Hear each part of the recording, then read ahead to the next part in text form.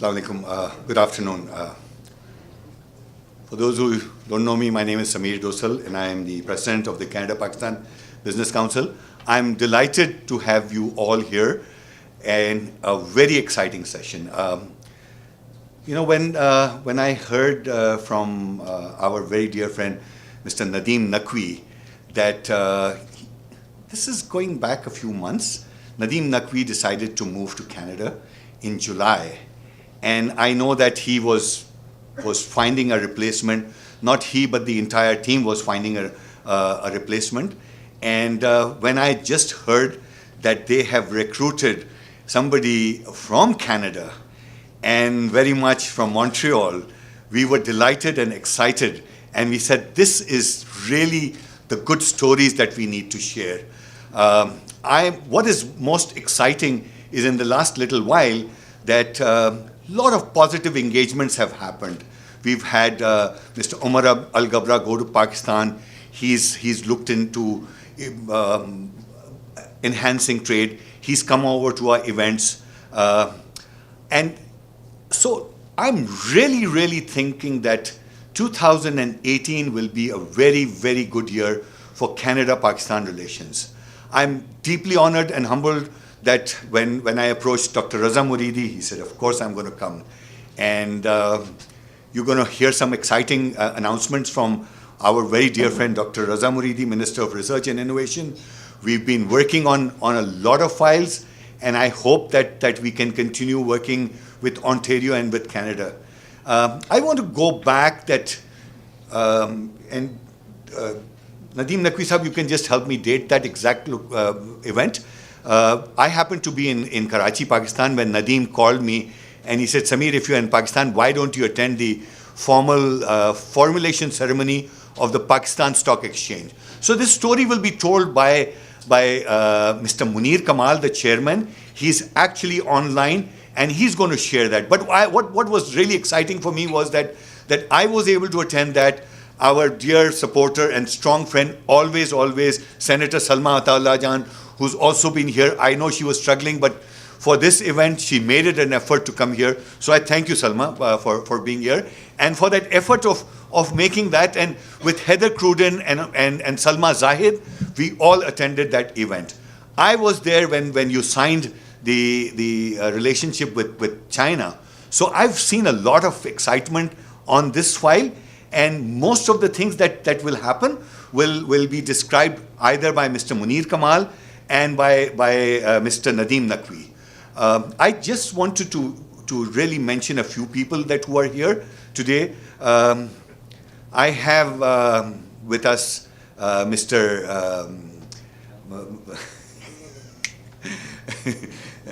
Our very dear friend from All Pakistan Business Forum, Mohammad Ibrahim Qureshi. He is the president, and we have a relationship with him, with his organization, and with him we have another lady, Faiza,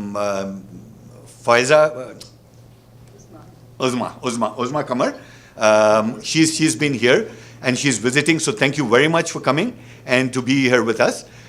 Surat, of course, you got recognized by my very dear friend. What CPBC has been able to accomplish, I just want to put it in a very short sentence, what CPBC has been able to accomplish, which is a lot of support from my very dear friend Akhil Tyagi.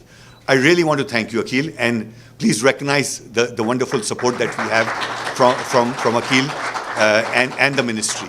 Of course, going together with Ali Mirza and Louis De Palma, and we've worked a lot with the Ontario Chamber of Commerce.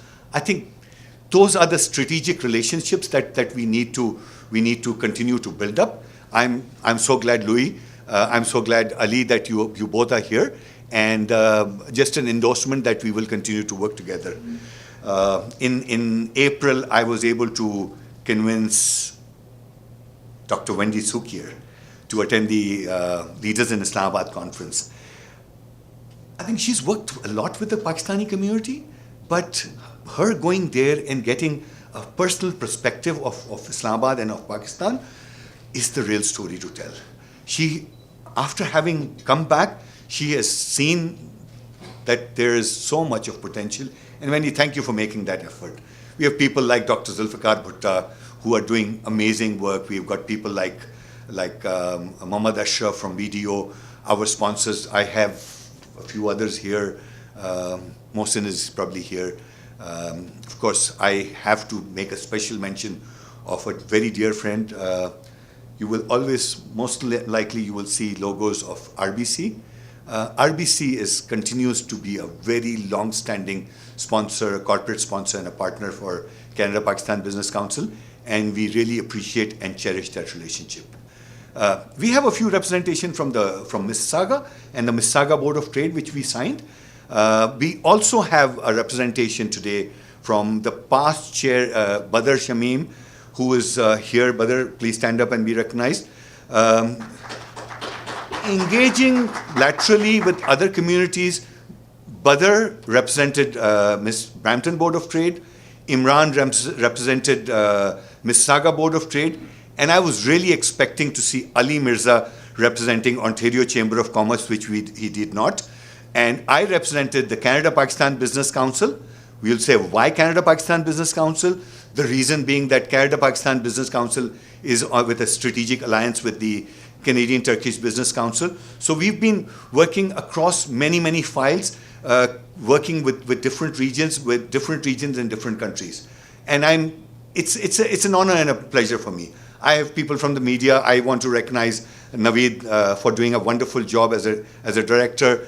I also, for those of you who do not know, when Nadeem moved to Toronto in July, I could not and we could not, most of our board members were really excited, and he was totally grabbed in, and he is today a member of the board of directors of Canada-Pakistan Business Council. So may I present the newest member of the board of directors, Nadeem Naqvi. Thank you. We have people.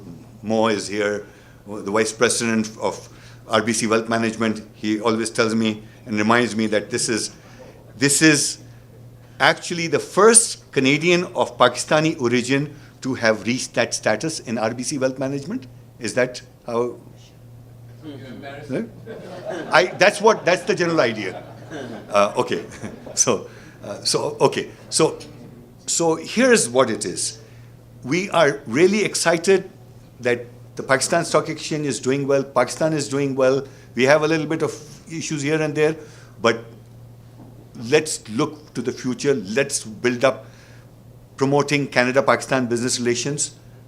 One point, and I always want to make that, when I stood up at the 30th gala, our trade was hovering around $450 million.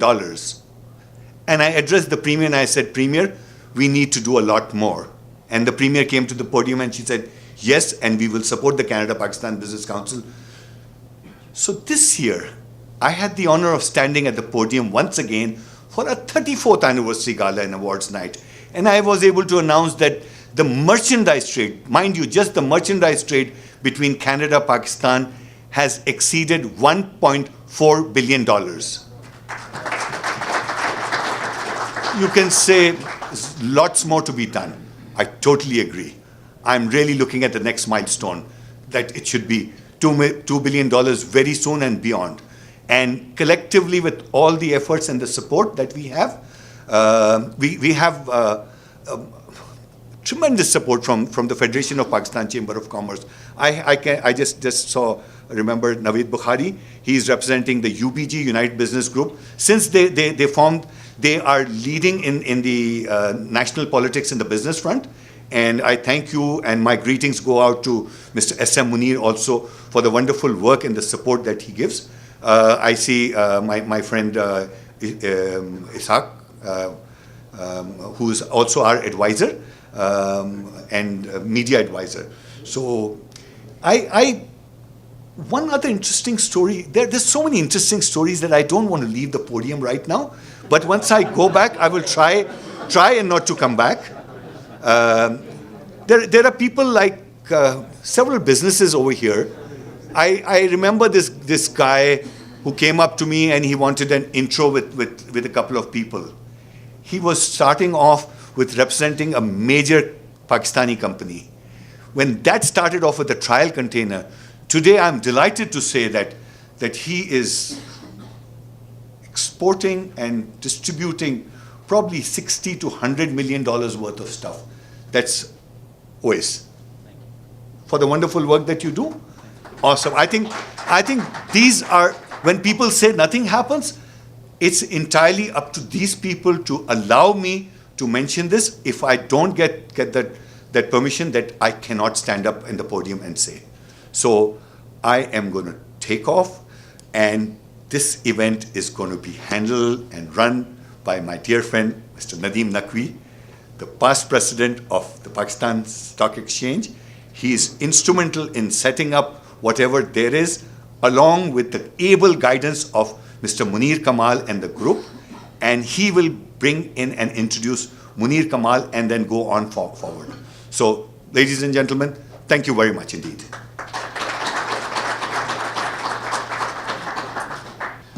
Thank you very much, Samir. Wonderful of you to tell the stories. It's the narrations, it's the stories which really go to the heart of the matter. Facts and numbers everybody gives out, but it's the stories that touch us. And I think before I begin, because we are talking about Pakistan, it just came to my mind that there's a little parable in our Urdu literature of a gentleman by the name of Sheikh Chilli. It's a kind of funny character who does funny things, but through his funny things, he highlights some important wisdom. So one day, Mr. Sheikh Chilli is found outside in the road in a dark alley trying to look for a key. And people said, Sheikh, what are you doing here trying to look for a key? It's too dark here.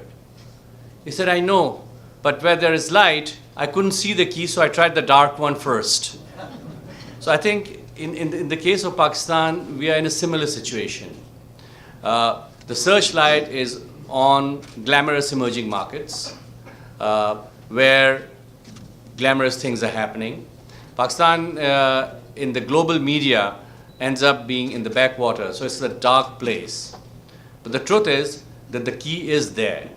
And as very ably told by Samir, in 4 years, if the trade between Canada and Pakistan can go from $400 million to $1.4 billion, and this is just the tip of the iceberg, because the Pakistan's total trade is in excess of $74 billion annually and is expected to touch $100 billion by 2020. So it is up to us here in Canada to try and see how much of that we can capture. Already, when I was at the exchange, and Richard will experience that also, you had a lot of foreign delegations coming in, and the most active were the Germans and the British. And they continually brought in their business people, the embassies and the consulates to Pakistan, because particularly in Britain, there's a big diaspora of Pakistanis. And today, some of the major consultants and team leaders for a variety of projects related to infrastructure, automation, IT, engineering is actually being supervised by and led by British Pakistanis. And I have a gut feeling that in many industries, whether it's financial services, whether it is IT, whether it is consumer goods or retail, our Canadian friends here, with the rich experience they have, and their partners of Pakistani diaspora, have a unique window to actually go in there and identify the sectors and specific industries and projects where Canadian companies can participate. As I will say in my presentation later, Pakistan is going through a unique phase where the per capita investment due to the China-Pakistan Economic Corridor and ancillary projects is the highest in this country's 70-year history. And that is directly related to infrastructure capital investment, which pays for a long time afterwards. At this point in time, it is my pleasure to basically highlight an outline of this conference and the timing, so you all are clear as to that we are not going to go on and on. We will have Mr. Munir Kamal, give an outline from Karachi of the Pakistan dynamics today and how PSX, which is Pakistan Stock Exchange, reached where it has. We will have a message from the Pakistan Consul General because he was unable to attend today personally due to some personal reasons. And I'll read that out first. And after that, I'll give a very brief 10-slide overview of some numbers showing you where the Pakistan potential is actually unfolding in reality. And then Mr. Munir Kamal and myself will introduce Mr. Richard Morin, who is the incoming CEO and Managing Director of the Pakistan Stock Exchange, and we have very high hopes that he takes it to the next level and gets the market to the international footing that it deserves. So with that, I'll just begin, with your permission, the letter from the Consul General.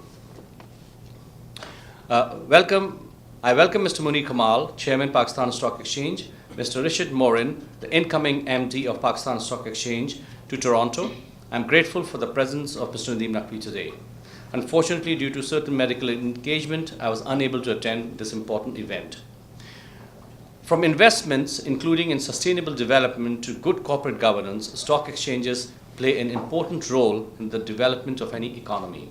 Since its beginning, Pakistan Stock Exchange has been providing quality and value-added services to capital market with focus on the interest of all stakeholders and its vital role in the growth and development of Pakistan. Since 1949, the leaders of Pakistan Stock Exchange have played their respective roles in developing the exchange as a premier financial organization in our region. We are confident that Mr. Richard Morin, the incoming Managing Director of PSX, will greatly contribute to further expanding the investor base, enhancing market liquidity, and fast-tracking rollout of various products. I think he knows more about the exchange business than I do. The association of PSX with international partners is an additional strength which, amongst other areas, will be helpful in upgrading the technological platform of PSX. Stock exchanges in our region are also playing an important role in promoting a culture of innovation in collaboration with international partners. PSX has played a commendable role in the past, and in this regard, too, I'm sure this will remain Mr. Morin's focus. I wish to thank Mr. Kamal and Mr. Naqvi for their endeavors and services and wish Mr. Morin very best in his new assignment. Also, I would like to thank CPBC for their untiring efforts to promote Canada-Pakistan relations under the able leadership of Mr. Samir Turtle. I would now very quickly want to go on to introducing Mr. Munir Kamal. And Mr. Munir Kamal is a very well-known figure, does not really require that much introduction, but as a background, Mr. Munir Kamal is a seasoned banker with over 35 years of experience.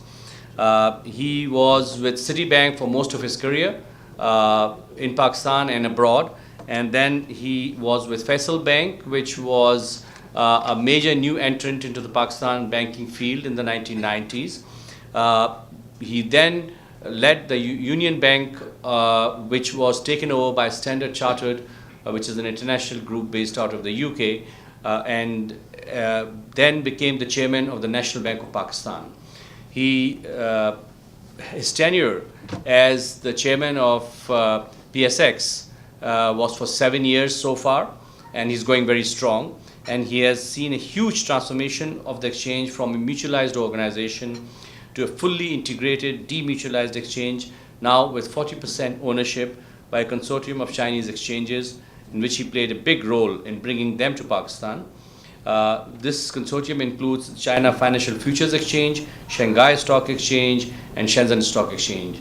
So I will now try and put Mr. Munir Kamal on the line and let him take it from here. Honorable Minister, Mr. Raza Bareilly, Honorable Senator, Mr. Samir Dossal, ladies and gentlemen. First of all, let me apologize for not being there personally. I was due to travel to Canada. Essentially, basically, I just had yesterday a granddaughter, but unfortunately, because of my cataract surgery, the doctor advised me not to travel for a week, 10 days. So apologies for not being there. I was really looking forward to being there. Sameer and Nadeem have said a lot of things, but let me first start with where Pakistan is today. On 24th of December this year, we will complete 38 years of living in a neighborhood where two superpowers have been fighting. First the Soviet Union, and now of course the NATO and the coalition forces. Pakistan has been independent for 70 years. So that makes it more than 50% of the time of our independence, there is a war going on in the neighborhood. And because of that, for more than 50% of the time, we have host and continue to be hosts of about 3 million people from Afghan refugees still living in Pakistan. Now, because of all this, we had seen tremendous ingrown, in-house Pakistani terrorism. And literally there was an assault on Pakistan by these terrorists, particularly between the years 2006-7 till about 2014, when Pakistan military, all relevant political parties, and a huge percentage of population thought it was enough is enough and we have to go after the terrorists. The good news, ladies and gentlemen, is that Pakistan is winning this one. We haven't won it. It might take another 5 years or 20 years, who knows. But clearly, this war Pakistan is winning, because unless we contain terrorism, Pakistan will never have full potential of where we can go. So the good news from Pakistan is, for the last four years or so, the military, all the relevant political parties, whether in opposition or the government, even the religious political parties are fully supporting this effort, and that is why we are succeeding in this thing. If you look at any independent portal which talks about the terrorist activities in Pakistan, you will see the graph going south very, very quickly. So that is one good news coming out of Pakistan. And just to reiterate, we haven't won this one, but we are winning this one. In Pakistan's political system, we've had a very turbulent past and with periodic intervention with the military. But looks like Pakistan's political system is finally taking roots.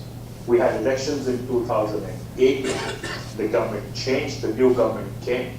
We had again, full term was run, and we had again elections in 2013. And we saw another change in the government. Now, for the last 6 months, there is clearly turbulence in Pakistani politics. The way I describe it is that we are going in an airplane, and the pilot is saying that we are going through some rough weather, so please fasten your seatbelts. Now, every time the pilot says this, doesn't mean the plane is going to crash. It is exactly the same situation in Pakistan. But what is encouraging is, unlike the 1990s, when the parliaments used to be disbanded, the government thrown out, new elections called, and all kind of turbulence that used to go. This time around, it is chaotic. Let me not underestimate that. We are going through a very chaotic time. But all that has taken place is through the courts. The sitting government, the Prime Minister, had to vacate Prime Minister's house, where there will be a discussion for decades to come whether the Supreme Court judgment was right or wrong, whether it was favorable or unfavorable. But the reality is the Prime Minister had to pack his bags and leave. His government, which is a Pakistan Muslim, continues to rule Pakistan despite such a change. Now that is a huge, huge change in Pakistani politics. And as I said earlier, this is good omen because the political system is finally taking roots. Now, if you compare this situation with what is happening in the Middle East, particularly, Pakistan appears to be an island of peace and tranquility. So that is one good thing. We are taking control of the terrorist activities. The political system is taking roots. And the third aspect, the economic performance, Nadeem will obviously talk about in more detail. But clearly in the last 4 years, we have seen major macroeconomics indicators have substantially improved, whether it is the inflation rate, fiscal deficit, foreign exchange reserves, even the growth rate. We've had an average 2.53% economic growth rate, good from 2008 to 2014. Looks like now, last year we had a 5.2% GDP growth rate, and in all likelihood, we're going to end up close to 6% this year. When I say this year, the fiscal year ends on June 30th. And if the momentum is continued, we may well exceed 6% GDP growth rate from 2018 onwards. That's Nadeem great. will spend more time on that. I don't want to spend too much time. Now, clearly there are certain challenges happening here. The current account deficit weakness is very obvious. Because of that, there is a pressure on exchange rate, and already we've seen depreciation. About the rupee has depreciated from 106 to about 111. And in fact, this was long overdue. Some of the experts, economists feel that we should have depreciated the currency some times back. So as I was saying, challenges are appearing. There is a challenge. Current account deficit clearly is a challenge. Pakistan government recently went and picked up about $3 billion in roadshows, Eurobond and Sukuk. So we need to fill this up and we need to keep our eyes there. Finally, let me tell you about the stock exchange, how it has moved. In 2012, the government enacted a law called Demutualization Act. According to the Demutualization Act, we had to sell 40% stake of the stock exchange. No, first we had to make it a private limited company from a guarantee company. So that Nadeem and others achieved in August 2012 when Pakistan Stock Exchange, the Karachi Stock Exchange at that time, became a private limited company. The second step was to find a strategic buyer up to 40%. We had to sell up to 40% to a strategic buyer, and the definition of the strategic buyer was clearly defined, and according to that definition, we had to go beyond Pakistan to look for its strategic buyer. Now, when we started this process, we very quickly realized that there were 3 exchanges in Pakistan: Islamabad, Lahore, and Karachi. And 3 different exchanges trying to go globally to find a buyer was a bit of a problem. So we decided that we have to integrate all these 3 exchanges into one. Very sensitive process. It was, you had to convince Lahore, Islamabad, and Karachi, but we finally achieved through that. And the integration took place on 11th January 2016, if my memory holds it right. And subsequently, the integration has become absolutely seamless and a smooth integration because of Nadeem and his management did a fabulous job making sure there is no turbulence with that. Once Pakistan Stock Exchange was formed, then we decided to, increase our efforts to find a strategic buyer. Finally, in 2016, we made a deal. When I say we, the owners of the stock exchange sold 40% stake to a Chinese consortium. The Chinese consortium is composed of Shanghai Stock Exchange, which is the 2nd largest stock exchange in the world, the Shenzhen Stock Exchange, the 7th largest stock exchange in the world, and China Future, which is the only derivative exchange of China. In addition to that, we have 2 Pakistani companies part of this Chinese consortium, Habib Bank and Pakistan China Investment Corporation, which is owned 50% by the government of Pakistan. So this 40% stake was done in December last year, 2016. And the way I described it, the moment it happened, Pakistan has gone global with the kind of support. Now we're sitting on the stock exchange. We now have 4 Chinese directors on the stock exchange. Our deputy managing director is also from China. So that part is done. Now, before I go further and say what will happen or how we're going to proceed from here, let me give you another aspect. Pakistan in 2008 financial crisis was relegated from emerging market status by MSCI to frontier markets. In 2011, 12, 13, Nadeem and I realized that we have done enough to be promoted back to emerging market. Now, it wasn't simple. We went relentlessly back to MSCI to convince them that we should be promoted to emerging market. The first meeting that we had, I think it was 2012 September in London, their expressions were very clear. And the expression basically said, Pakistan upgrade, you guys got to be kidding. But we were convinced that we deserved it, so we went out incessantly and relentlessly. Finally, in June 2015, they said, fine guys, you have convinced us, we will put you on a review. Now what it means is that MSCI on its own cannot promote or demote someone. The market participants have to be convinced. Who are these market participants? Any foreign fund which is investing in Pakistan on stock exchange. And 30% of Pakistan's, the free float of Pakistan Stock Exchange, by the way, is owned by foreign fund managers. And these are all big points: Vanguard, BlackRock, Fidelity, State Street, Lazard. All these guys, all these funds have invested their own portion. Then we had to go convince these guys. Nadeem went to Hong Kong and London. I went to New York, and one day I made presentations to about 6 of the funds. And finally, on 24 June 2016, the result had to come. The Bloomberg, there were 2 candidates for the promotion: China, Asia, and Pakistan. And the Bloomberg's heading on 24 June 2016 was China fails, Pakistan makes it. So we were actually taken into emerging market status then. And now Pakistan Stock Exchange, we can proudly say, because of our efforts and because of the performance of the country, the economy, and the stock exchange itself, we are now back as emerging market status. Having said that, Nadeem sent us that terrible message. He said, guys, I am leaving in June 2017. I am going to Canada for my personal reasons. So we had to find a new CEO. Now the Chinese are already at the board, so we decided to start the search. And the search has to go beyond Pakistan.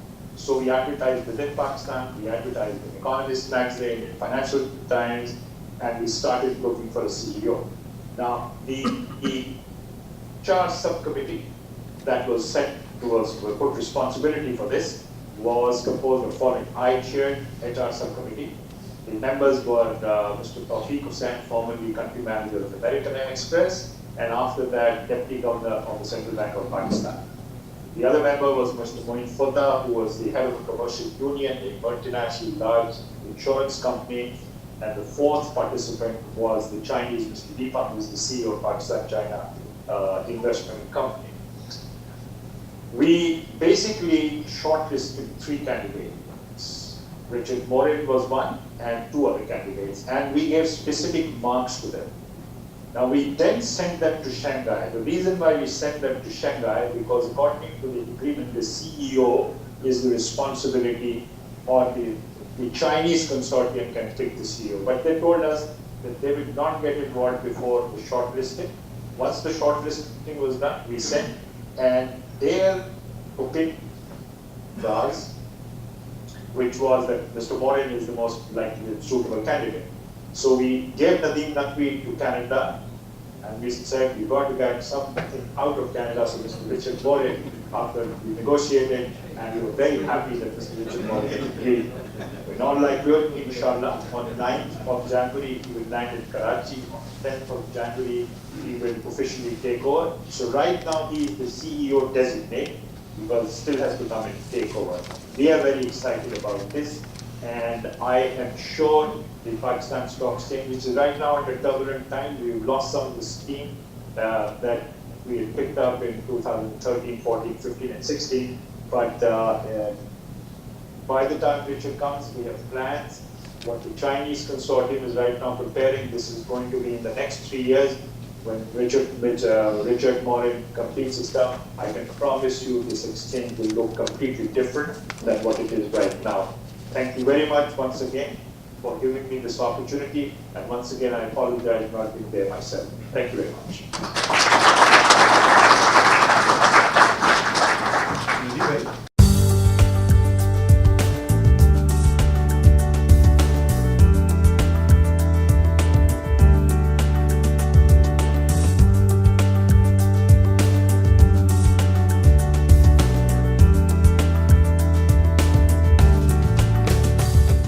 As I said, we are looking at the keys in a dark place. So we don't see these things in the headlines of the major newspapers. Pakistan, beyond the headlines, is a country with 200 million people. 50% of them are less than 30 years old, and 45% are less than 25 years old. So there's a huge youth bulge that is now coming out. In the next 20, 30 years. They will shape the demand and the supply of goods and services that the country needs. It is a resource-rich country from a perspective of low-income developing country. 4th largest in terms of rice, mango, milk, sugarcane, and cotton. It has the world's 6th largest copper reserves, and it's the 6th largest dates producer. And it has the 7th largest lignite coal reserves in the world, which are just beginning to be utilized. There are certain inherent advantages of Pakistan in terms of its location, which sit as a bridge between the east and the west, north and the south. And that is one of the reasons for China's interest in the country. As I said, population is 200 million, and there is a large segment of the population which is rural, but the movement towards urbanization is very rapid. While the population growth rate is about 2% to 2.1%, the urbanization rate is 3.5%. By 2030, 50% of the country would be classified as urban. As a result of which, the middle class has been growing rapidly.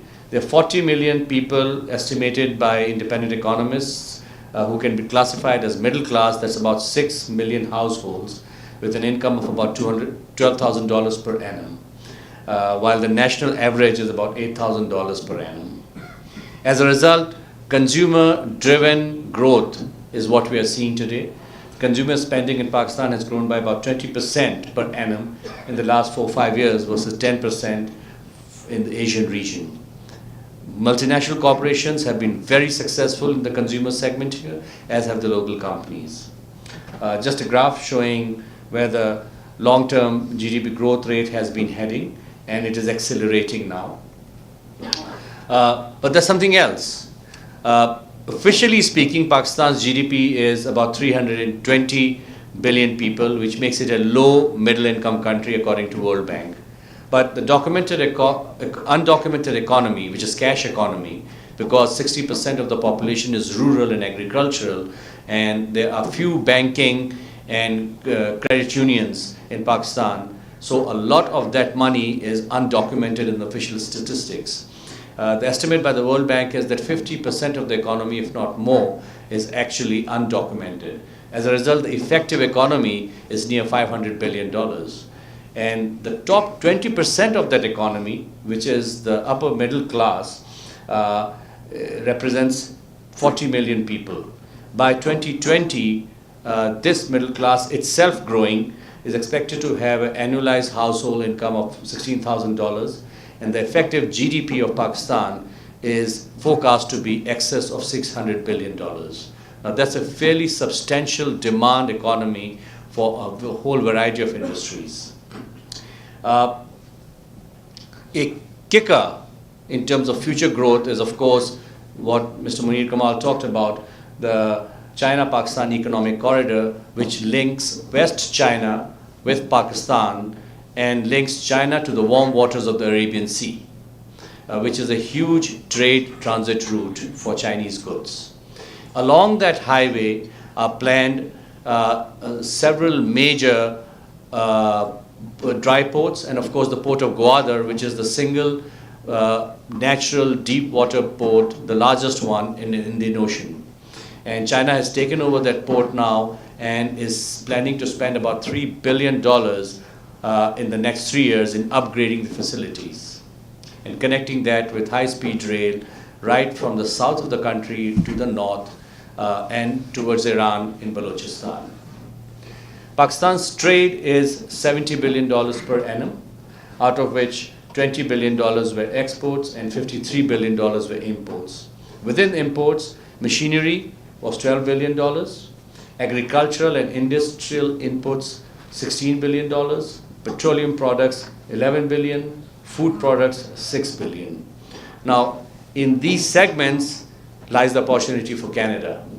Canola, a major export from Canada, is now becoming a very major import in Pakistan in terms of canola cooking oil and usage of the canola seeds. They are beginning to replace the dairy fat, which is usually used for cooking, as the country's awareness and population's awareness for healthy food increases as middle class grows. So that is one big area where Canada is already experiencing growth, but there are other major agricultural exports from Canada which hold a lot of potential. some of the industries that we expect to benefit with CPEC and its own inherent 6% growth rate is infrastructure, financial services, logistics, energy, mining, telecom, retail, fast-moving consumer goods, construction and real estate, healthcare, consumer durables, education, and technology-enabled services. Now, almost every one of them, there are certain advantages which Canadian companies have. And it is my humble submission that with the help of the Canadian government, Canada-Pakistan Business Council ought to do a research paper identifying specific sectors and industries where we can channel the Canadian business's interest into the Pakistan investment scene. And also the diaspora. Luckily for Pakistan, the Canadian diaspora is very professional, educated, and fairly well-to-do. But they need a credible platform in which to channel their investments. And I think the partnership between the government of Canada at the provincial level and at the federal level with the Canada-Pakistan Business Council gives an opportunity to create that credible channel and systemize and institutionalize a platform through which we can identify these opportunities and present it to the Canadian business community. As I said earlier, the growth rate is not an issue.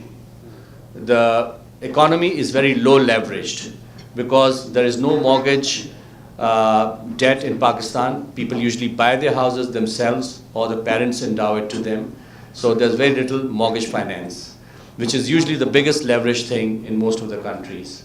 Housing finance is limited, therefore. Consumer finance is very limited because banks have not gone out and used the electronic platforms as they ought to.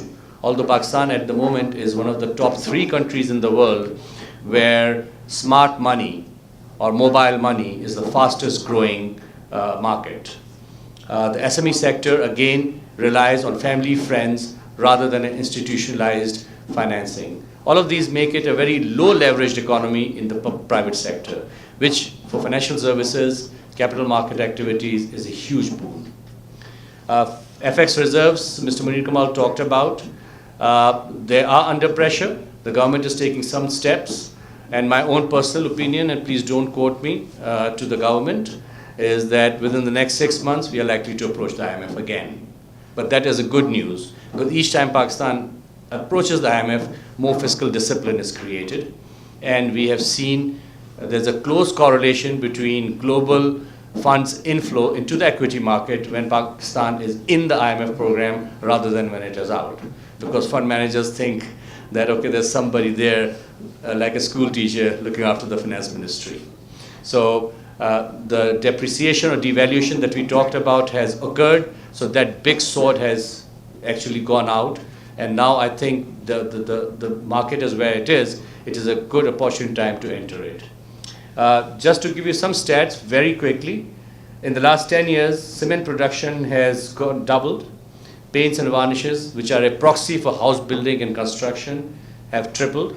Cars on the road have doubled. Motorcycles have literally increased 3.5 times, as have heavy vehicles.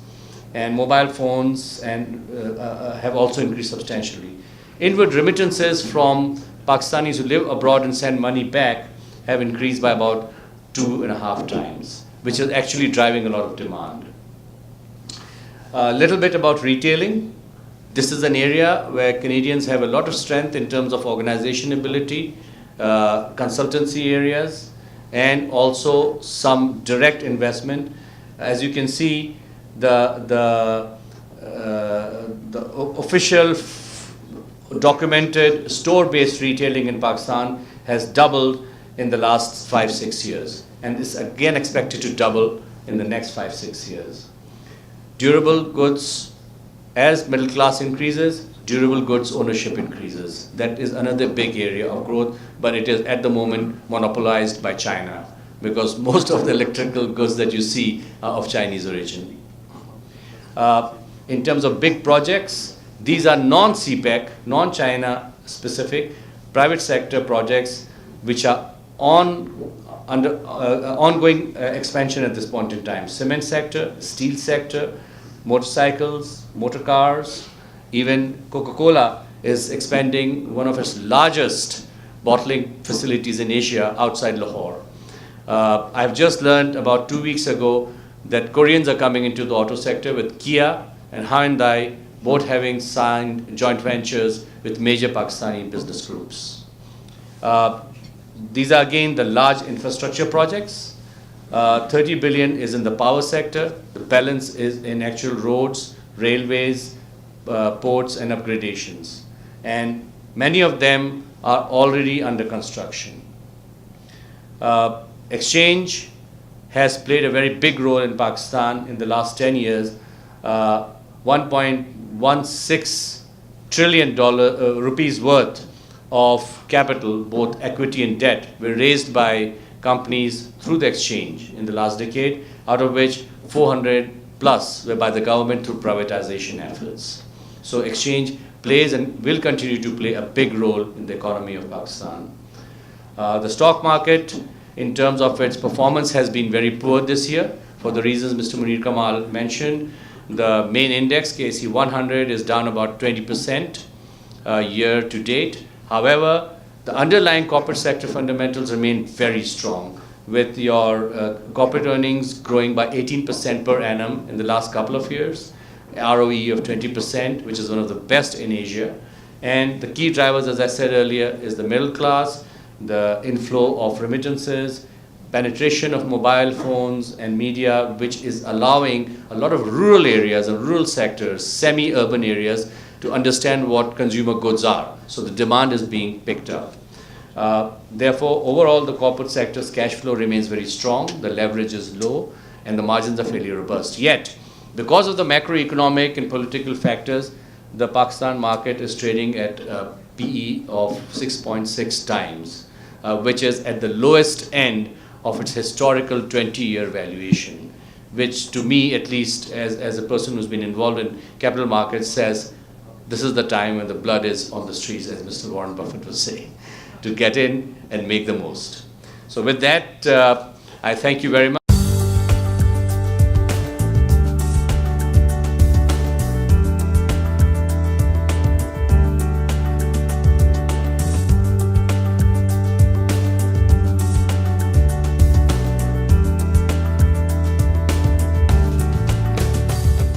And I would request now to Mr. Richard Morin to kindly come and spend a few minutes with us regarding why he chose Pakistan.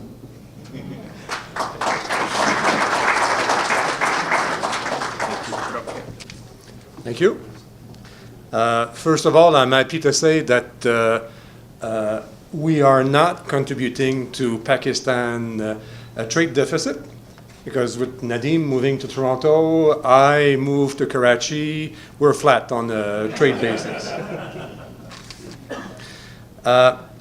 First, I'd like to thank the General Consulate of Pakistan, the Government of Ontario, the Canada-Pakistan Business Council for inviting me today.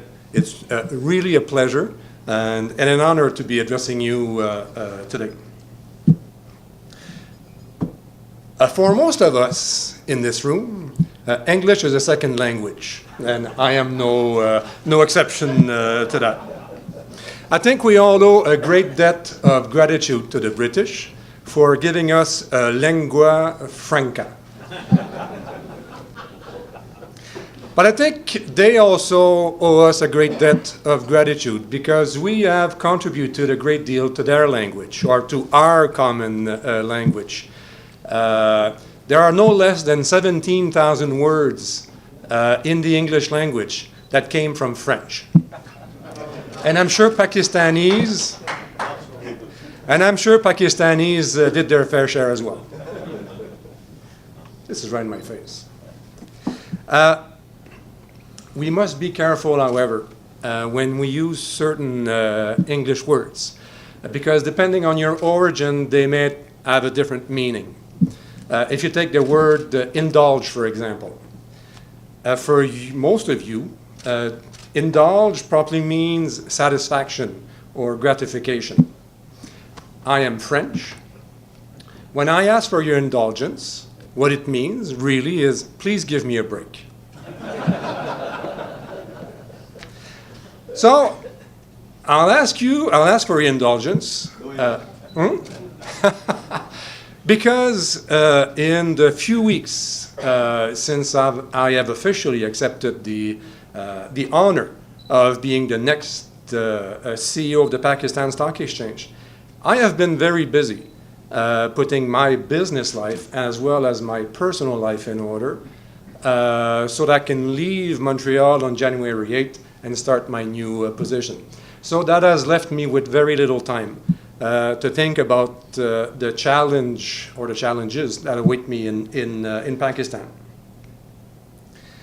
The second reason why I would ask your indulgence is that, as the Pakistani press has noted, I know precious little, or not enough, of the Pakistani culture. So if some of the things I say or do seem awkward, please keep that in mind.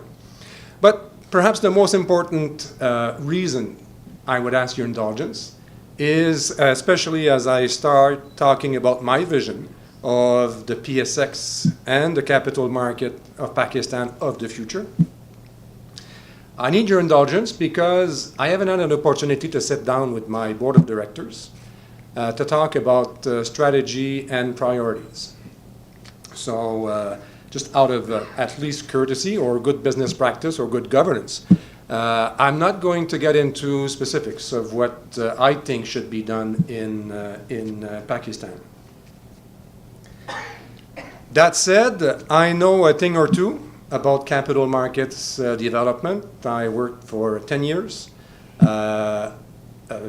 absolutely fantastic 10 years at the Montreal Exchange, where our main competition was here in Toronto. And believe me, we kept them on their toes.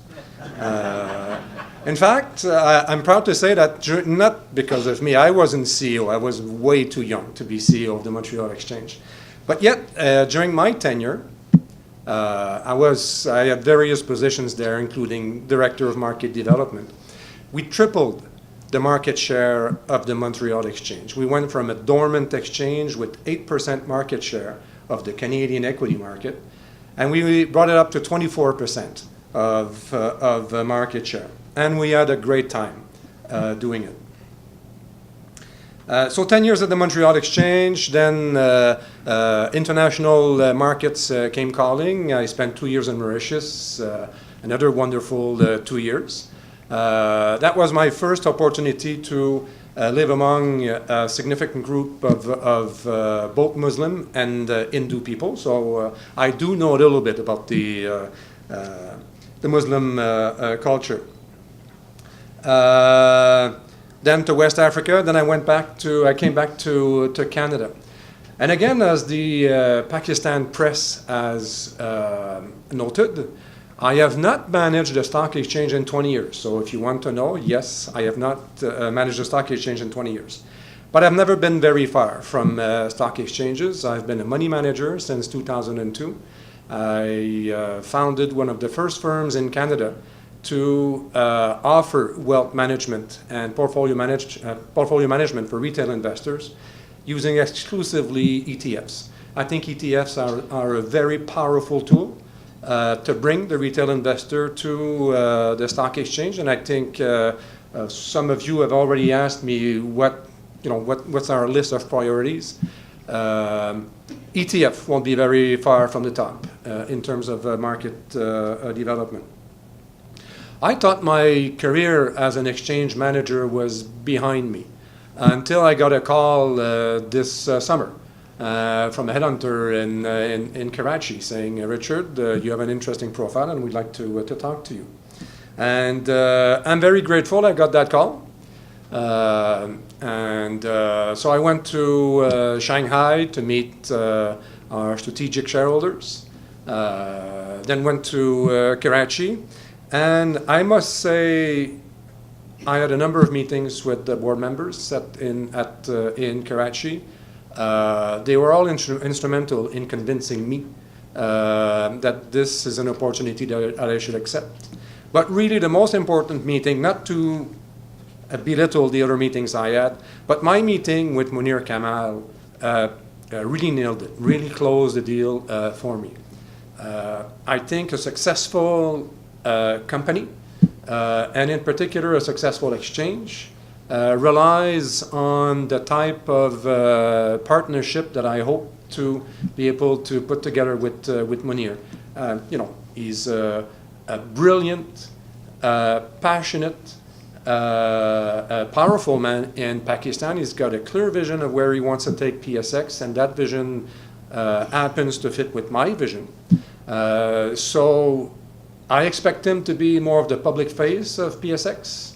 I'm more of a technician. In fact, when I first moved to Mauritius, someone from the World Bank said, they looked at my CV and they said, Richard Morin, he's a technician. He thought that was an insult. To me, yeah, I thought it was a compliment. Yes, I am a technician. I know about stock exchanges. As I said, I know a thing or two about what makes them work. And that is the other reason I accepted the challenge. I look at PSX, I look at the capital market of Pakistan, and I see huge opportunity for development. Munir, Nadim, and all the stakeholders have done really a great job of transforming the exchange and the governance of the capital market and the exchange in Pakistan. In fact, I think that they've done most of the heavy lifting, and they leave the pleasant part of the job to me.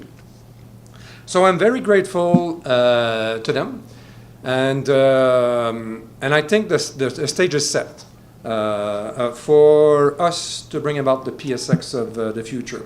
As we do so, we will have a major impact on all the stakeholders, starting with investors. I'll give a couple. I don't have the mastery of numbers that Nadim does, but a couple of numbers are very telling about the stock exchange of Pakistan and its potential. So we'll have a huge impact on investors. We'll certainly have a huge impact on issuers. I think a lot more of them should come to PSX. And as we succeed in rolling out our strategic plan, a lot more of them will come to PSX for the simple reason that there will be no better source of capital, long-term stable capital for them to tap into. We'll have a major impact on the brokerage community. And let me get this straight.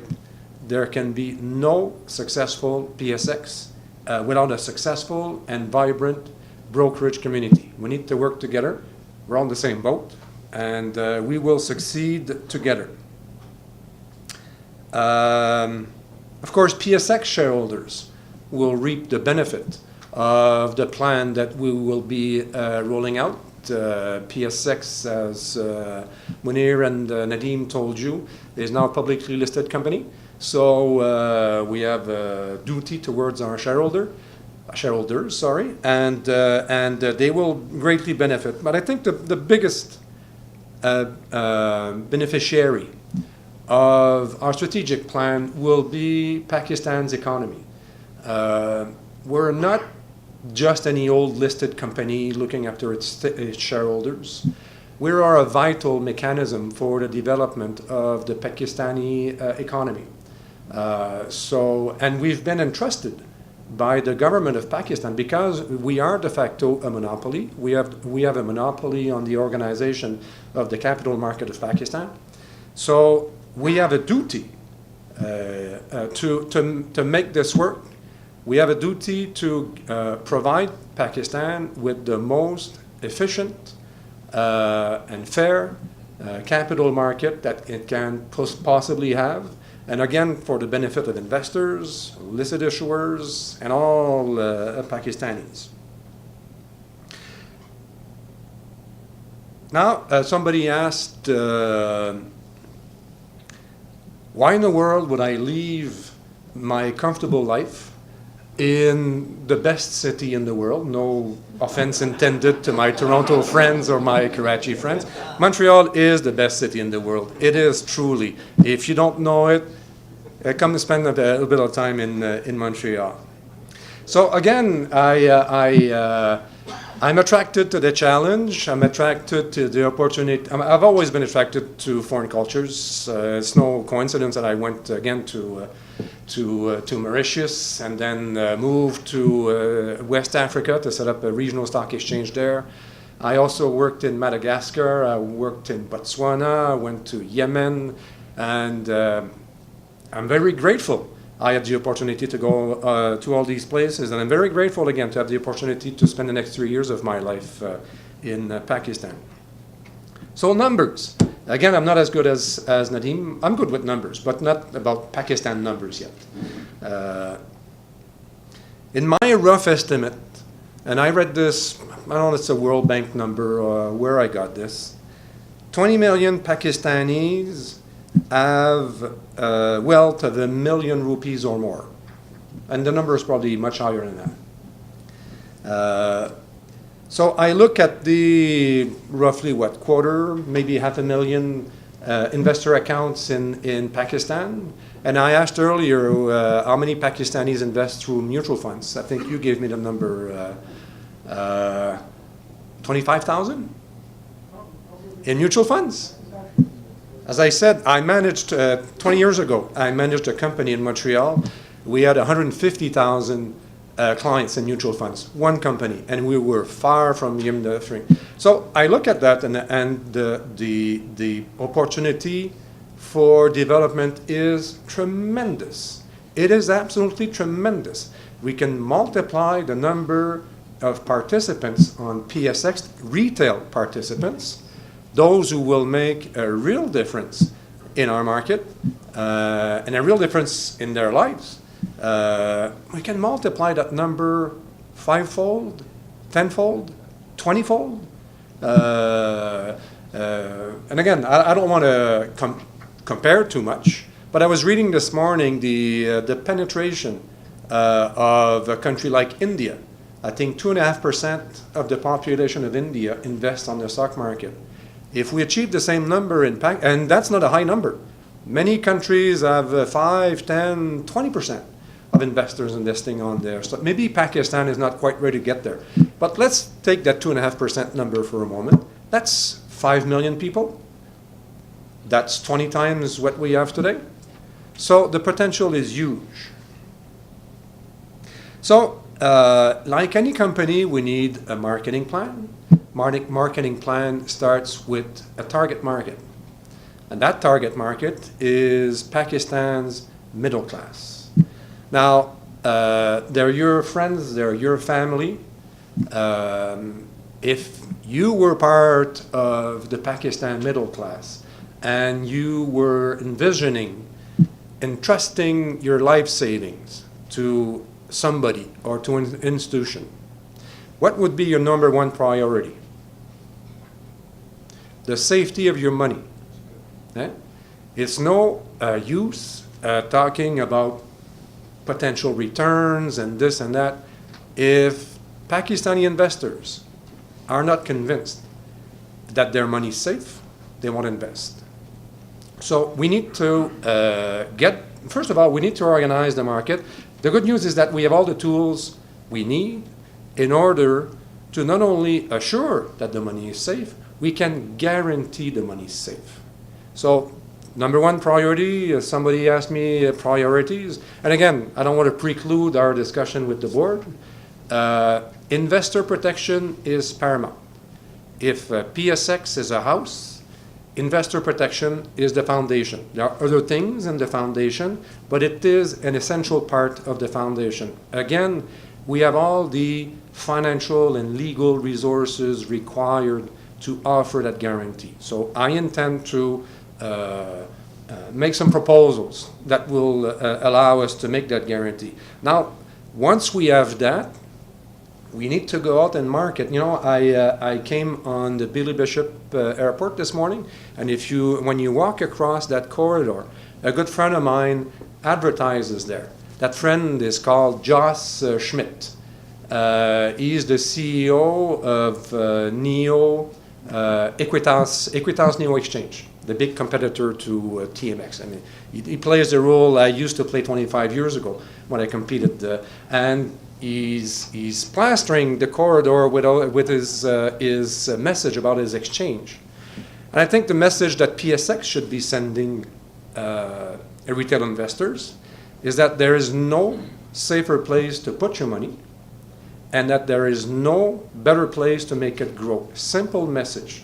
And then we roll out. Of course, it's more complicated than that. We need distribution, we need IT to work, we need to look at a few of the arrangements that what I call the market infrastructure needs to be brought to international standards. But that's the message we need to get across to Pakistani investors. I've already talked more than I thought I would be, because I didn't think I had much to tell you. Because again, my focus right now is on my business and my family, organizing that so I can leave Canada and move to Pakistan.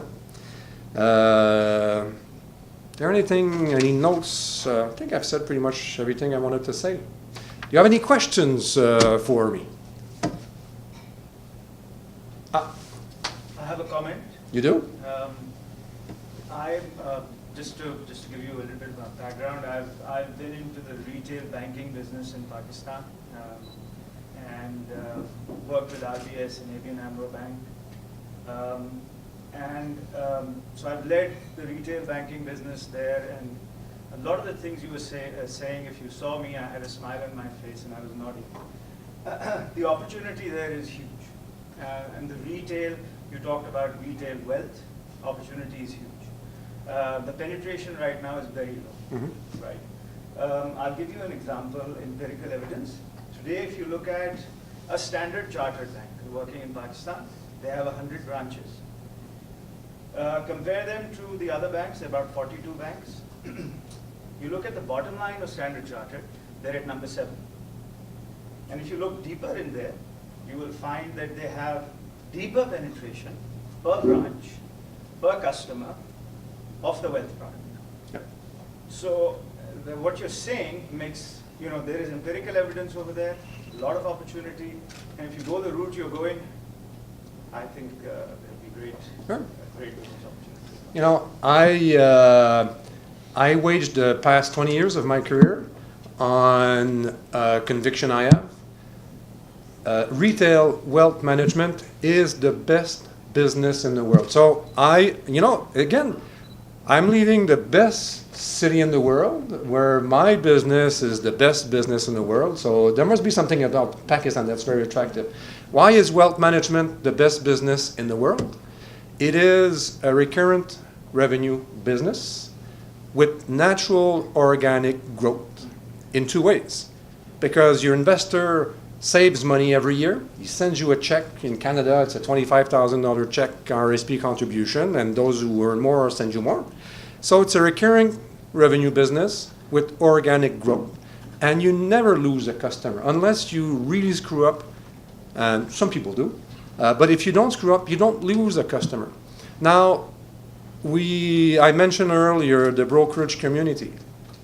I think one of the things we need to address in Pakistan is that most brokers, most of their revenue is transaction-based.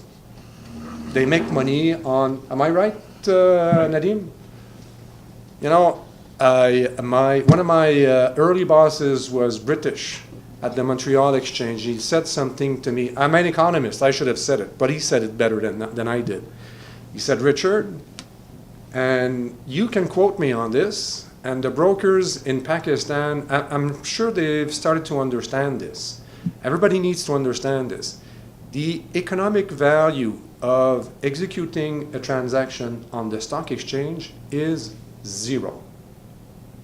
It is zero for a simple reason. We all learned that in our Economics 101 classes.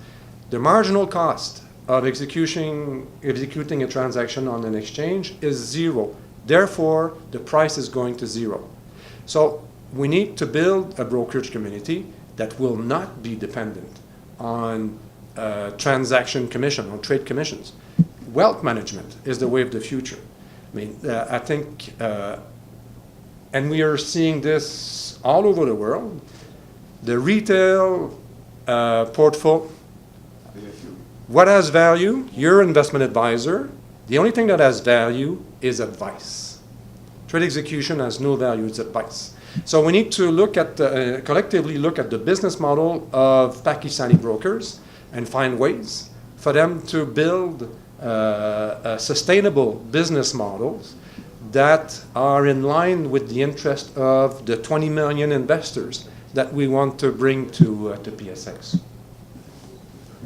You were talking about ETF and mutual funds. Yep. Yes, if you bring it to 2.5%, you're talking about 5 million people investing.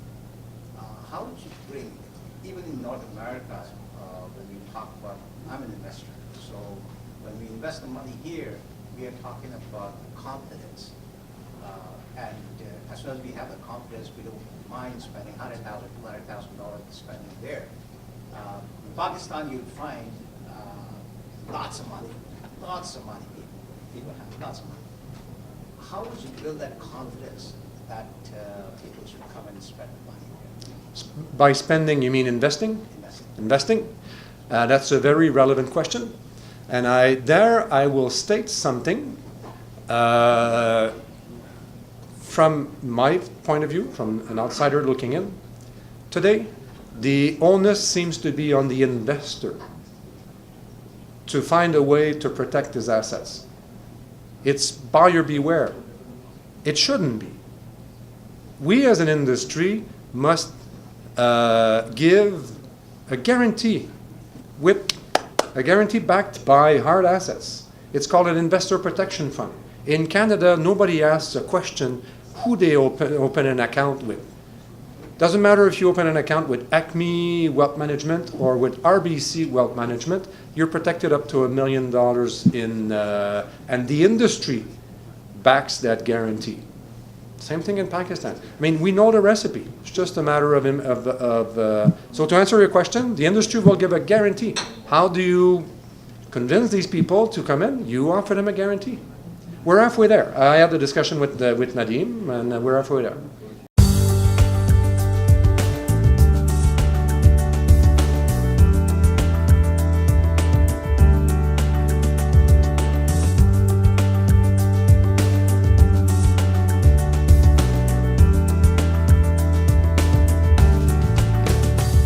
Ladies and gentlemen, allow me to present an amazing person, a leader of the community, Dr. Raza Moridi, Minister of Research Innovation.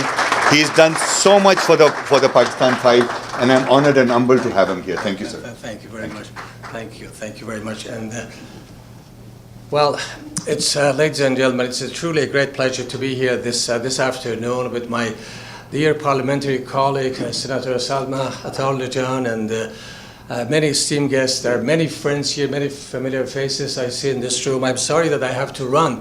That's why I could be standing here and talking for I don't know how long. I'm a politician, as you know, and also I'm a former academic.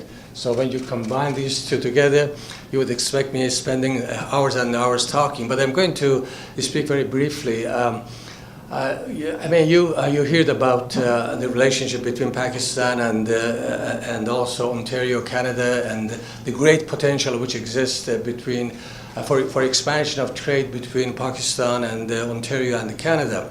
But before touching on that, I want to thank Samir for his long-standing day and night efforts in terms of promoting the relationship between Pakistan and Ontario and Canada. So thank you very much, Samir, for what you have done and what you have been doing.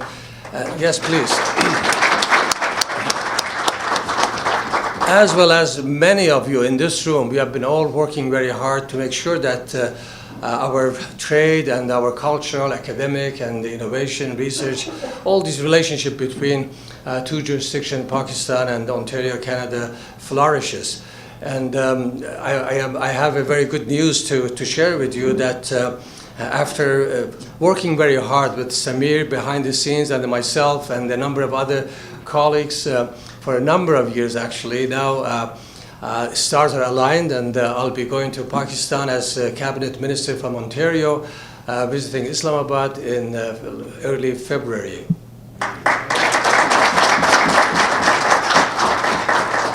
I also want to thank my colleagues at the government, in particular my dear colleague Akhil Tyagi is here as well, and he has been very, very instrumental behind the scenes to making so many things happen, including today's event.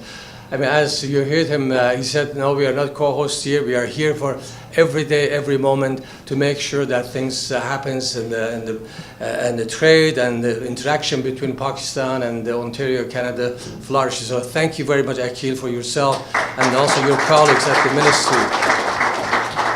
You know, when these ministerial trips or Senator Salma Ataljan travels abroad on behalf of Canada, there's so much work done behind the scenes until our trip happens, and also meetings, etc. And I know that work is done from Ontario government employees and officials. They do lots of work to make sure that this happens. But again, I want to go back to the enormous potential which exists for expansion of trade, particularly between Pakistan and Ontario.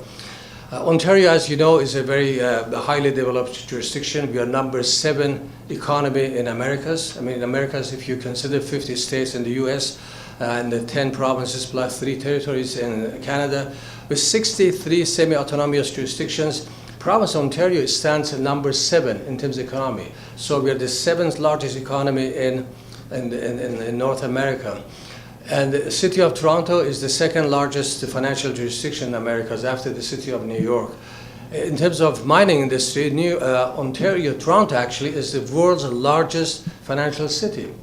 And when you look at Pakistan, for example, in terms of its resources in gold and copper, you just heard in the presentations by Mr. Nadeem Naqvi, you notice that Pakistan is very rich in those minerals. So Ontario provides the very good potential for Pakistan, not only in terms of providing capital and the financial instruments, but also expertise in mining industry. Mining is one of the very strong sector of industry in Ontario. And along with mining, of course, Ontario is well advanced in other sectors as well. In ICT, information communication technology, Ontario ranks number 2 in Americas. In life sciences, which includes a big, big industry, Ontario ranks number 3 in Americas after California and Massachusetts. In clean technology, which includes renewable energies and the various sectors, water technology, again, Ontario ranks one of the top 3 or 4 in Americas. In terms of financial institutions and the finance, apart from being the number 2 city in Americas after New York, Ontario's venture capital ranks number 4 in Americas. So this is the potential Ontario has. In terms of GDP, our GDP is $800 billion. Just as a province, our GDP is much, much bigger than GDP of very many countries around the world. In terms of human capital, Ontario produces 40,000 engineers and scientists, mathematicians every year. And we have a plan to increase this number by 25% in the 5 years to come. So we'll be graduating 50,000 engineers, scientists, mathematicians in the 5 years. We just recently established an Institute for Artificial Intelligence in the city of Toronto with $80 million investments from government and also $90 million investments from the private sector. So these are the investments Ontario government is making in terms of training talents, because at the end it is the people who do the work, not machines, not buildings, not infrastructure, it is the people. So the investments in people is the best investments every country, every nation can make, and that's what we have been doing in Ontario. Speaking about the talent of Ontarians, Ontario has the highest population, percentage of the total per capita population who has university or college in terms of post-secondary education. In the whole world, per capita, we are the highest in the world in terms of the number of our population who has some kind of post-secondary education. So when you think about Pakistan, Pakistan also has a great culture. I mean, the city of Lahore is considered to be Oxford of the East. And the many scholars have come from that city and other parts of Pakistan as well. In terms of modern sciences, we know that Pakistan produced the world's first Muslim Nobel Prize winner in physics. That's my academic background. And I've been very proud of Professor Abdus Salam, the late Professor Abdus Salam, and the many other prominent scientists and engineers came from Pakistan. So the potential is huge for Pakistan and Ontario, Canada to work together. And as you heard from Mr. Kamal's presentation, the impression of Pakistan in the world needs to be changed, and is changing, and Pakistan is on the way for democracy, established. As you heard, in the past 70 years of its existence as an independent country, 35 years of that, there were wars and the conflict, etc. But Pakistan is moving forward very fast, and the political institutions is deepening their roots. So again, it is for us in Ontario, with 150,000 Ontarians coming from Pakistani background, and that could be, every Pakistani Ontarians are ambassadors of Canada, Ontario to Pakistan, and vice versa. So we have a wealth of experience, wealth of human talents in order to expand our relationship. And I sincerely hope that my visit to Pakistan, as being the first minister in recent years traveling to Pakistan with a delegation, is going to pave the path for our further collaboration in the trade and also in culture, student exchange, faculty exchange, innovation, research, and so on and so forth. Our trade, two-way trade, as you heard from Samir, is $1.4 billion as of today. I see this trade can easily be reached to $5 billion a year within maybe the next 5-6 years. And it is for us to work very hard to make sure that that happens, because potential is there. If we don't do it, then we have done really disservice to our country, Canada, Ontario, and indeed to Pakistan.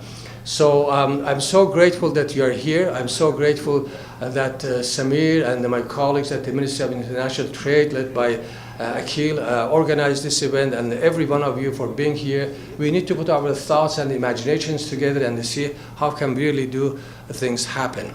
So thank you very much for being here. I look forward to my visit to Pakistan, this time Islamabad, and the next visit, I hope, Lahore and the Karachi and the Peshawar will be there, so that will keep my good friend Salma happy, and wish you all the best in your endeavors. Thank you very much. Merci beaucoup. Shukran. Thank you. I'm sorry that I have to leave early, but anyway, if there is a question, yeah, please go ahead. Sir, number one, thank you very much, and thank Mr. Sumit Dosal that he provided me an opportunity to be here. My question to you is that we thank you very much that you are going there to Pakistan in February. Ms. Salma Dawla is here. I have come across many people, and I have came across from Telenor Michael Foley. Because of Mr. Samir, I was in contact with him as well. Now, everybody who goes to Pakistan, they talk very high about Pakistan. Now, my concern, as you said before, that we are the ambassador of Pakistan and to Canada, to both countries. My concern is why our government is not lifting up this travel advisory to Pakistan. All countries are getting benefit. Pakistan has been best education at the moment. We do have very capable people there. Why the business community over here is not getting a chance to visit Pakistan with the Prime Minister or with the Premier at the province level? They are just looking at what is the reason that this travel advisory is not being lifted from Pakistan? Well, this is a very good question, because if there wasn't this travel advisory, I could have been in Pakistan 4 years ago. In the past 4 years, with Samir behind the scenes and myself, we worked very hard to make sure that this travel advisory was lifted. And I see no reason, personally, I see no reason for this travel advisory. I mean, when they talk about safe places, my first question is, how do you define safe? There is nowhere in the world is absolutely safe. Personally, I'm very disappointed that this still exists, this travel advisory, but I'm rather fortunate that finally At least it was lifted for me so that I can go as a minister. I mean, members of parliament can go, senators can go, but they said ministers cannot go, cabinet ministers cannot go. So I'm breaking the ice, and unfortunately that will lead to complete lifting of this travel advisory. My suggestion to the Pakistani community here is basically you should really, the leaders, I think Samir and I, we discussed this earlier as well, you should approach our federal government, because this is federal government directive, not provincial government, as you know. So you have to approach federal government basically saying, what is the reason for that? And I've spoken to His Excellency High Commissioner as well. I've raised this point with him, and I'm sure he has raised this with our Foreign Affairs Minister as well. But I think the community leaders here should also act on that. It has to be lifted. I agree fully. And the Senator is here. I'm sure she will also lead that effort as well. She has done, I'm sure, many efforts behind the scenes, but I think community as a whole should make that request. I see personally no reason why not a minister can go, but an MPP can go, an MP can go, a senator can go, but not ministers. Well, what's the difference? Well, they say that the ministers represent the government. That's true. Members of parliament don't represent the governments. But even though, I don't see logic behind that, really, personally. Thank you. Shukran.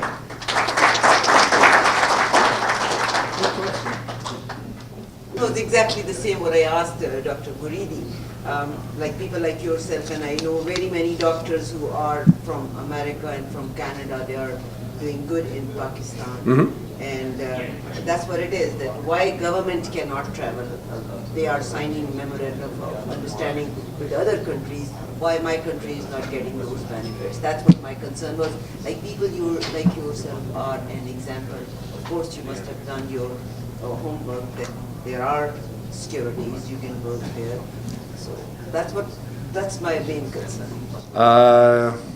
You can't answer on that after. Well, I'll quote one of my favorite philosophers, Epictet, who famously said he was a stoicist, and he famously said there are things that are within your control and things that are not within your control. I made it a rule in life to concentrate on the things I can change.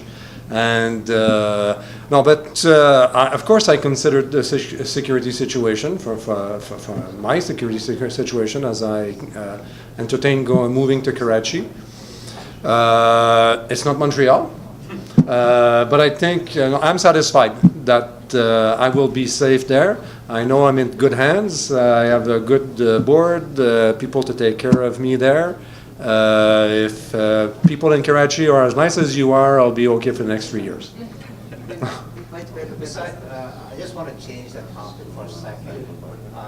You said Montreal is the most beautiful city. I said the best city in the world. Yeah, you didn't say one of the best. You said the best. The best yes. City in the yes. world, right?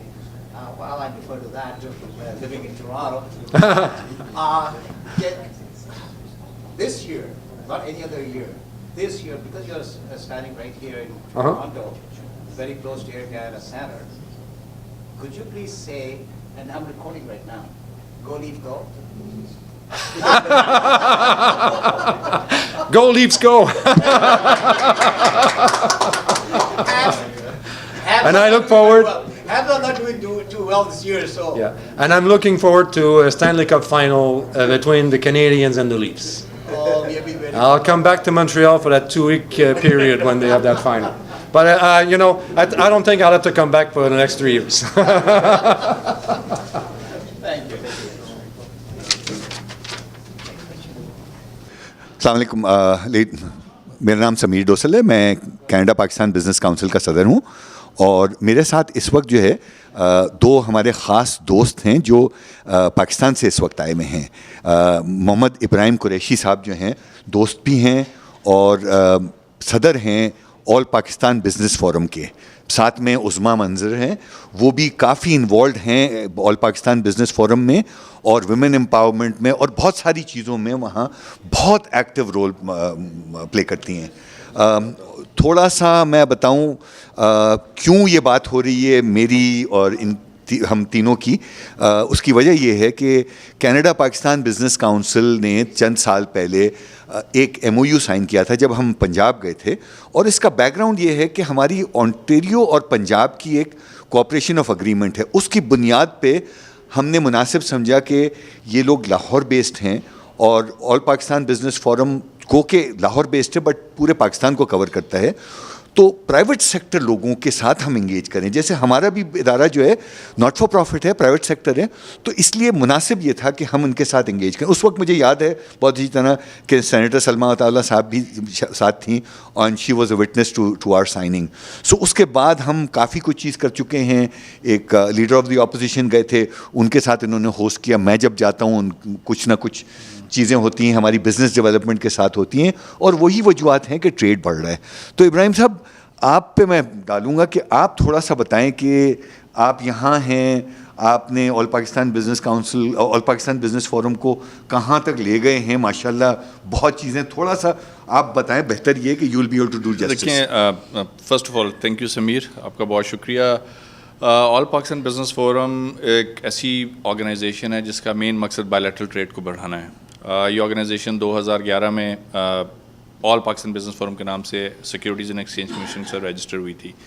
Since that day, we have done a lot of collaborative memorandum of understanding, strategic partnerships, اور of course Canada Pakistan Business Council کے ساتھ ایک strategic MOU ہم نے sign کیا. Last 4-5 years میں آل Pakistan business forum نے بہت حد تک میجر انویسٹمنٹ فیسیلیٹیٹ کی ہیں, اسپیشلی یورپین کنٹریز اور US کے ساتھ, اور اس میں ہمارا لیڈنگ پارٹنر یورپ سے اٹلی رہا ہے جس کے ساتھ کوئی اباؤٹ اوور $280 million کی انویسٹمنٹس ہم نے فیسیلیٹیٹ کی ہیں پاکستان میں. تو we basically are focus towards strategic joint ventures.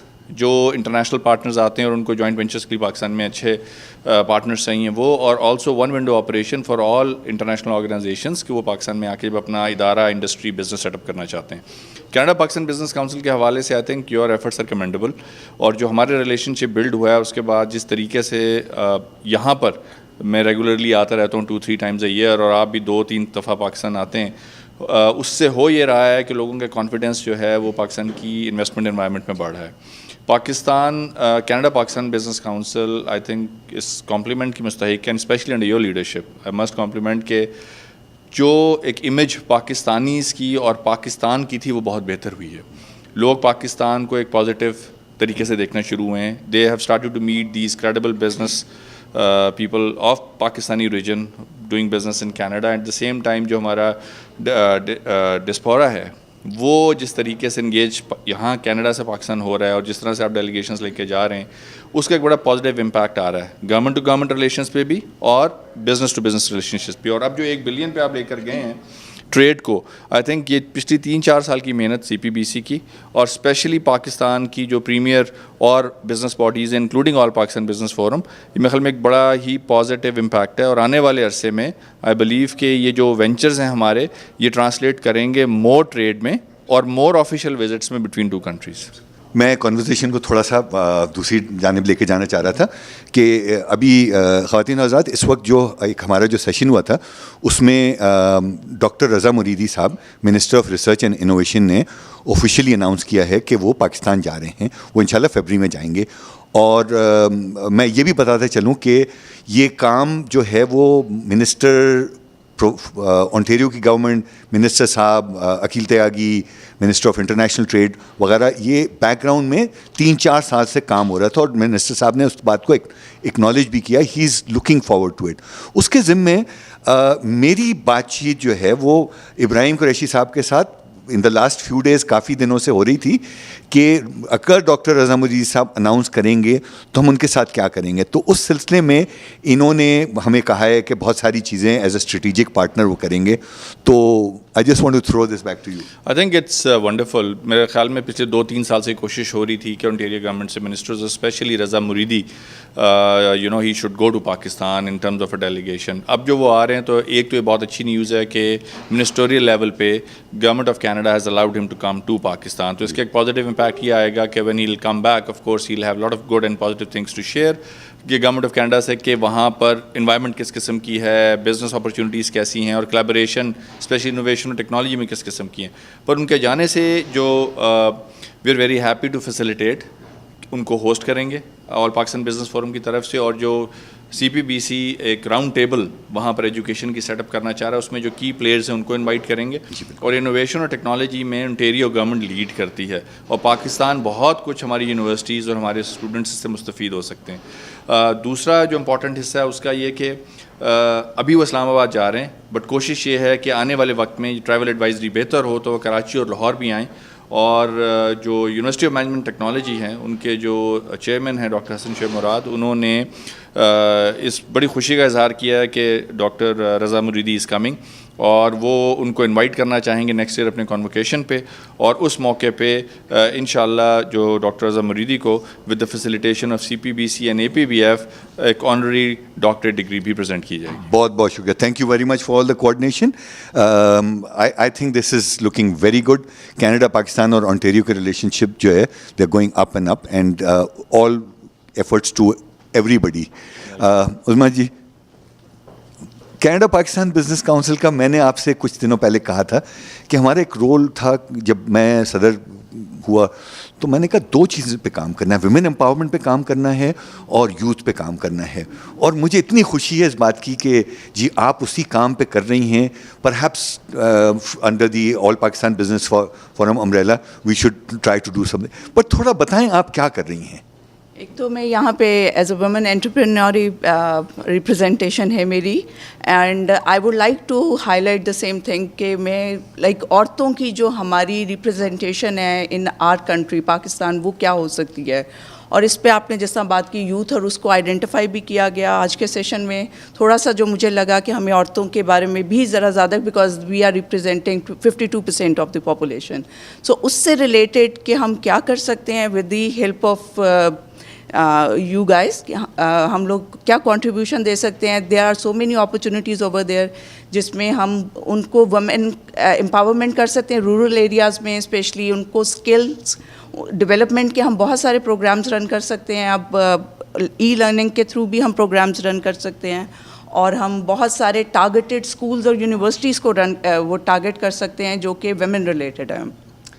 جیسے ہم نے بات کی تھی کہ گلوبل پارٹنرشپ فورم جو ہے کہ ایک انٹرنیشنل ادارہ ہے, نیو یارک بیسڈ ہے, تو کوشش ہماری یہ ہوگی کہ ہم global partnership forum Canada launch کریں گے, اور اس کے کنیکشن میں وی ول ورک وتھ یو انشاءاللہ.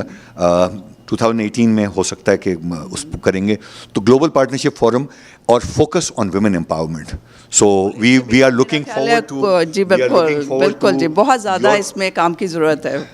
جو ہم یہاں بیٹھے ہوئے جو چیز کر رہے ہیں, جو آن دا گراؤنڈ آپ بہتر سمجھتی ہیں, آپ جیسے لوگ, آپ کا ادارہ جو ہے نا ایک بہت اچھے فارم اور شکل اختیار کر گیا ہے, and I think we can collectively and positively work together. جی بالکل, بہت زیادہ اس میں اسکوپ. تو I think this is wonderful.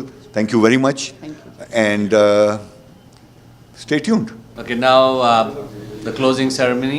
I'd request a great leader here. So I really didn't want to, but I have to. This is great. This is confirmed. This is officially announced that Dr. Raza Muridi, after a lot of hard work, has finally made the commitment that he is going to Pakistan in February. Details and dates will be finalized, but this is a lot of hard work. So you are nodding. You remember 4 years ago we started talking, and it connected from there to Akil Tyagi, and what all the efforts that have happened. We've had our challenges, but I am looking forward. I'm excited. I really appreciate of the fact. I really special thanks to Mr. Nadeem Naqvi for orchestrating this, for facilitating this. I know there were a few glitches here and there, but the conversation and the discussions and what Richard Morin spoke and his vision, I think Pakistan Stock Exchange is in good hands moving forward. My special thanks. I have had the pleasure of knowing Mr. Munir Kamal personally, an amazing gentleman. What a great vision he has got. So I really want this to be acknowledged and to thank him for what he has done. So all you guys, I really appreciate you've come out. Thank you so very much. And let 2018 be yet another exciting year. We've had a good year so far. We are looking forward to an exciting 2018. Senator, we are going to Pakistan somewhere. We've been together many times. Inshallah, we will continue. All Pakistan Business Forum. Folks, if anybody wants to go to Pakistan, we've got friends with so many organizations. All Pakistan Business Forum happens to be one of them. The Federation happens to be one of them. The likes of Mr. S.M. Munir. And E-Awaz, of course, is promoter of Pakistan. And so are all our friends. But the Munir, I don't know where he is. He is okay. But anyway, thank you very much. Give yourselves a round of applause. And thank you again.